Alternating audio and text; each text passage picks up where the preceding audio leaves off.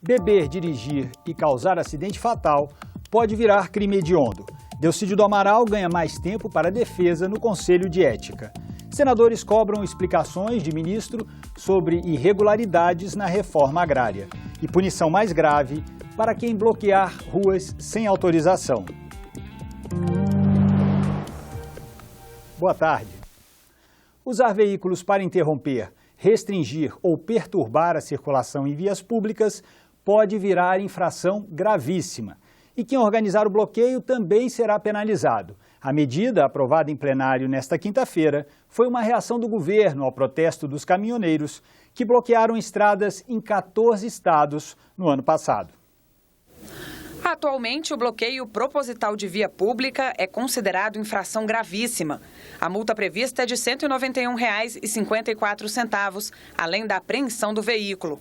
O projeto aprovado em plenário cria um novo tipo de infração: usar carros ou caminhões para interromper a circulação, com multa de mais de R$ 3 mil.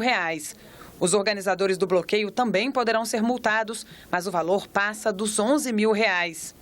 Senadores criticaram a inclusão na matéria de vários itens alheios ao tema original, mas terminaram por aprovar a proposta como estava, para evitar que ela retornasse à Câmara dos Deputados. Essa medida provisória, ela tinha apenas como tema principal o problema de reprimir manifestação de caminhoneiros.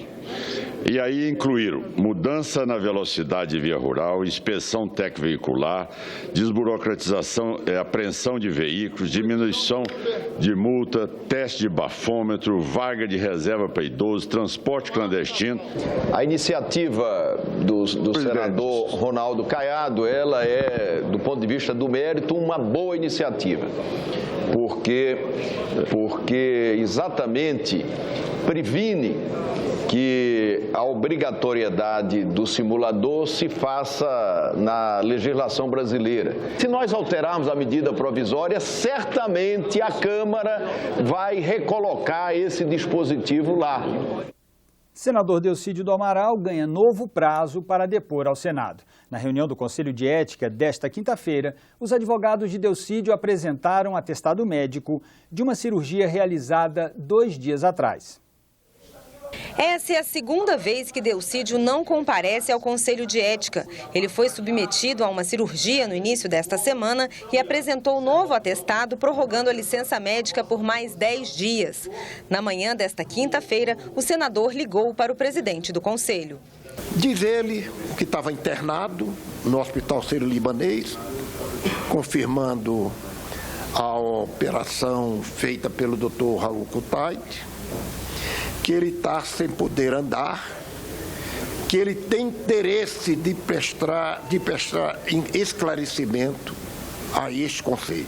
Os senadores da comissão questionaram os sucessivos atestados médicos de Delcídio do Amaral, dizendo que não poderia estar presente em uma reunião anterior daqui desse Conselho de Ética. Ele concedeu uma entrevista ao New York Times. Aí hoje veio um outro atestado médico estranho, que diz que no próximo dia 5 deverá ser submetido a uma cirurgia. Ora, por que não veio um atestado médico depois da cirurgia confirmando a cirurgia?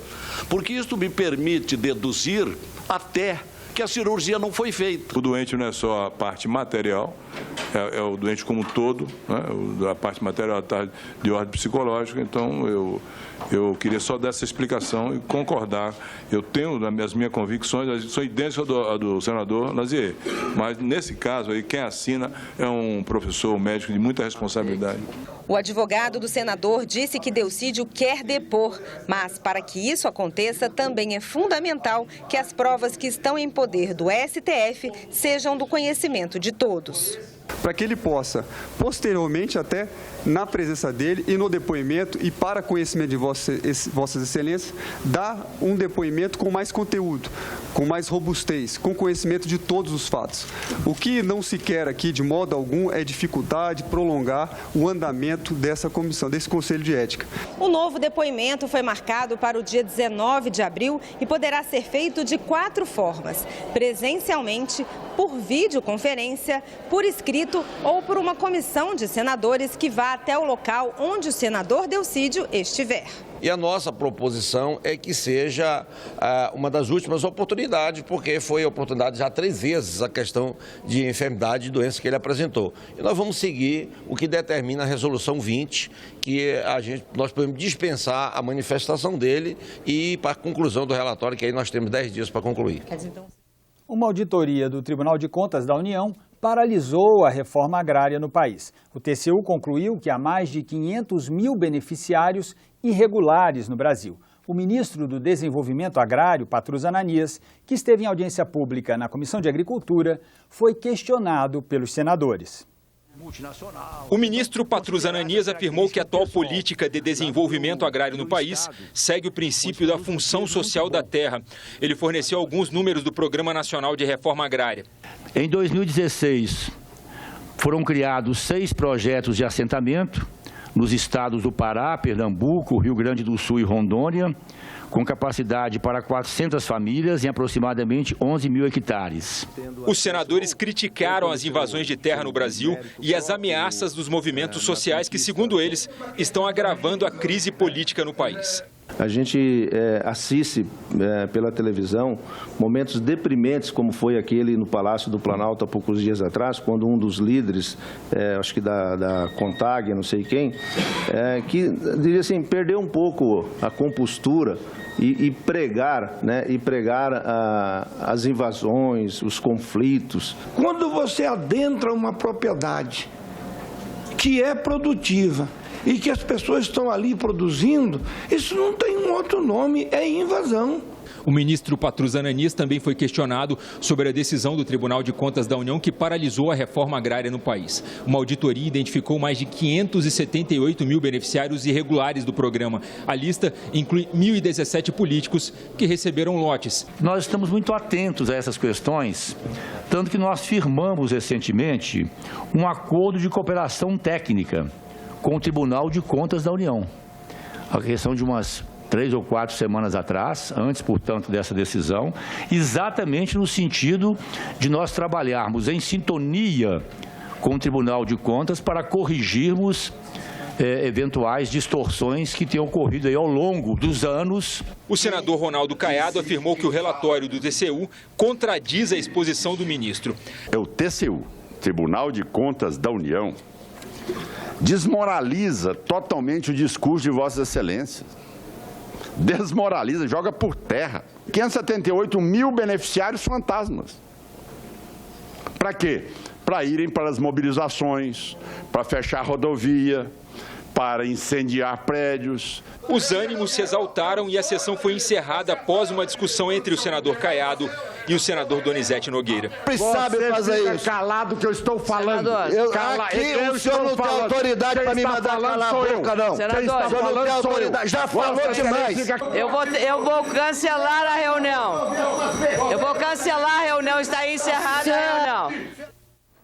Segurança nas fronteiras e durante as Olimpíadas. Esses foram os principais temas debatidos na audiência pública com o ministro da Defesa, realizada na Comissão de Relações Exteriores. O ministro falou do desafio de defender um território com a extensão do Brasil e com uma configuração demográfica tão heterogênea. Ele citou especialmente a preocupação com a Amazônia. Só reduzirá as suas vulnerabilidades e a sua exposição aos riscos do crime organizado, ao risco das mazelas sociais, se for alcançada por medidas de caráter mais ousado e mais ambicioso. Essa questão dessa verdadeira guerra urbana que vivemos de violência decorre basicamente de 2 fatores: o tráfico de drogas e a questão de armas clandestinas. E ambos, armas e drogas, vêm do exterior. E, lamentavelmente, nós sabemos que as nossas fronteiras não têm a devida proteção. Aldo Rebelo reclamou da falta de recursos. Segundo ele, o investimento brasileiro em defesa nacional está muito abaixo dos países do BRICS e da América Latina. Ele pediu o apoio do Congresso para reverter o corte orçamentário da pasta. Pediria o apoio das senadoras e dos senadores no sentido de retirar do contingenciamento pelo menos uma parte do orçamento do Ministério da Defesa que se destine a recursos, a programas estratégicos. O ministro garantiu que o contingenciamento não atinge o esquema de segurança para as Olimpíadas. O Brasil tomou as providências necessárias no âmbito do Ministério da Justiça, da Polícia Federal e do Ministério da Defesa. Os serviços de inteligência das Forças Armadas, do Exército, da Força Aérea e da Marinha trabalham com essa perspectiva. O papel das Forças Armadas na educação de jovens também foi discutido. Como é que no mundo de hoje a gente pode ter um país seguro, bem defendido, com 13 milhões de nossos adultos, que seriam nossos soldados, aí juntando homens e mulheres, analfabetos, mas 70 que até sabem decodificar as letras, mas incapazes de entender um texto, ainda menos de usar os equipamentos modernos. As Forças Armadas cumpririam um papel subsidiário se incorporasse muito mais gente. Onde esses meninos pudessem, além de aprender os rudimentos da arte militar, pudessem também ter noção do que é o Estado, do que é a sociedade, do que é a nação, de quais são as responsabilidades, as atribuições do cidadão diante da nação, diante do Estado. A lei pode ficar ainda mais dura para motoristas sob efeito de álcool ou drogas. Caso eles se envolvam em acidentes com morte, serão processados por crime hediondo. É o que diz um projeto de lei em debate na Comissão de Direitos Humanos. Nas ruas e estradas do Brasil, morrem mais de 40 mil pessoas a cada ano. Quase a metade em acidentes relacionados ao consumo de álcool. Este número poderia ser ainda maior, não fossem os avanços na legislação. Mas a lei seca e o Código de Trânsito ainda deixam brechas para que motoristas bêbados ou sob o efeito de drogas possam ser condenados apenas por homicídio culposo. Meu filho teve pena de morte porque alguém resolveu beber e dirigir, né, e achou que não teria problema nenhum. Não há o que repare isto. Mas eu vejo um país que ainda, e um governo que ainda entende, governantes que ainda entendem que a morte no trânsito é fatalidade. É uma fatalidade. O senador Cristóvão Buarque quer transformar homicídio no trânsito em crime hediondo, quando houver evidência de uso de álcool ou drogas pelos responsáveis. Mas parlamentares e especialistas alertaram que a simples mudança na classificação pode causar insegurança jurídica, beneficiando os infratores. Eu não descarto, essa é a avaliação minha, pessoal, não descarto que essa possibilidade possa ser introduzida, mas eu confesso ao senhor que eu também milito mais nessa linha. Será que isso vai produzir o resultado que nós pretendemos? Se você amplia muito a questão do crime hediondo, você acaba banalizando, e aí não é positivo para ninguém. Toda vez que o assunto está se consolidando, vem uma outra alteração. Então é muito importante que essa discussão ela tenha o lado humano, de nos preocuparmos com a vida das pessoas, mas não tenhamos, em decorrência da forma como o assunto foi tratado, um resultado diferente e contrário. Ao invés de nós melhorarmos, de repente causarmos um efeito negativo. Declarar que cometer acidente de trânsito estando embriagado é um crime hediondo, cria um processo educacional. As pessoas passam a pensar duas vezes antes de dirigir depois de beber. Senadores da subcomissão que acompanha as obras da usina de Belo Monte, no Pará, estão preocupados com a demora na conclusão das construções auxiliares, que beneficiariam a população local. Esses empreendimentos são chamados condicionantes. Nesta quinta-feira, os parlamentares iniciam uma vistoria em Altamira para verificar o ritmo dessas construções. Por telefone, nós conversamos sobre o assunto com o presidente da subcomissão, senador Flecha Ribeiro. Elas foram feitas ao mesmo tempo que a barragem, em velocidade menor. Ou seja, a usina vai gerar energia e as condicionantes não foram concluídas. Nós vamos ouvir, primeiro visitar os canteiros, depois vamos fazer uma audiência com todos os segmentos da sociedade dos municípios impactados, para que possamos, na listagem das condicionantes, verificar o andamento do que é que foi feito, do que é que está atrasado e o que não foi feito. Mais notícias na nossa página senado.leg.br/TV. Obrigado pela sua companhia e continue com a nossa programação.